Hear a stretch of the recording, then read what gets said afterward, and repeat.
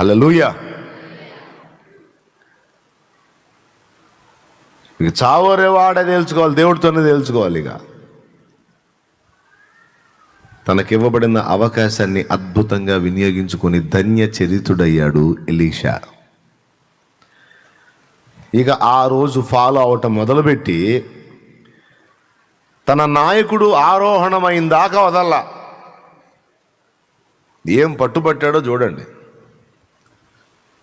చివరికి నాయకుడు అన్నాడు, ఎలీషా, దేవుడు నన్ను గిల్గాలకు పొమ్మంటున్నాడు, నువ్వు ఇక్కడ ఉండి నేను ఆడికి పోతా. యెహోవా జీవంతోడు, నీ జీవంతోడు, నిన్ను వదలను. ఎలీషా, నన్ను బేతేలు పొమ్మంటున్నాడా, నువ్వు ఎడుండు, నన్ను ఇంకో చోట పొమ్మంటున్నాడు, ఎరికో పొమ్మంటున్నాడు, బేతేలు పొమ్మంటున్నాడు, యొర్దాను పొమ్మంటున్నాడు, ఆడకు పొమ్మంటున్నాడు. 4 సార్లు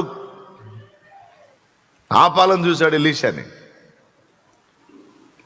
నిన్ను వదలను, నిన్ను వదిలిపెట్టి నువ్వు ఆరోహణమై వెళ్ళిపోతుంటే నిన్ను వదిలిపెట్టి నిద్రపోవటానికి అయ్యింది. నిన్ను అన్ని వదిలిపెట్టి సేవకు వచ్చింది.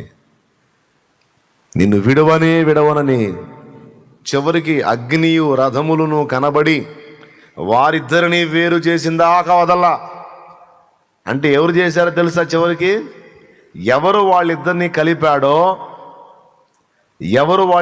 కలిపాడో ఆయనే పని కట్టుకొని విడగొట్టిందాకా వదల్లా. అది మొండితనం. చెల్లె అదే చెల్లె. వాళ్ళిద్దరూ దేవుని చేత ఐక్యపరచబడ్డారు. తిరిగి దేవుడే వాళ్ళని మళ్ళా విడగొట్టిందాకా ఎలీషా పట్టుదల్లా. చివరికి అనుకున్నది సాధించాడు. మొట్టమొదట ఏ దుప్పటైతే ఎలీషా మీద పడిందో అదే దుప్పటి ఏలియా ఆరోహణం అయిన తర్వాత వచ్చి ఎలీషా మీద పడింది. దేవునికి స్తోత్రం కలుగును గాక. హల్లెలూయా. మొదట పట్టిన పట్టు కడదాకా వదల్లా. మొదట పడ్డ దుప్పటి చివర మళ్ళీ తన మీదకి వచ్చిందాకా పట్టదల్లా. ఇది ఎలీషా జీవితంలో పాఠం. దేవుడిచ్చిన అవకాశాన్ని అద్భుతంగా వినియోగించుకొని కొన్ని అధ్యాయాలు బైబిల్లో సంపాదించుకున్నాడు.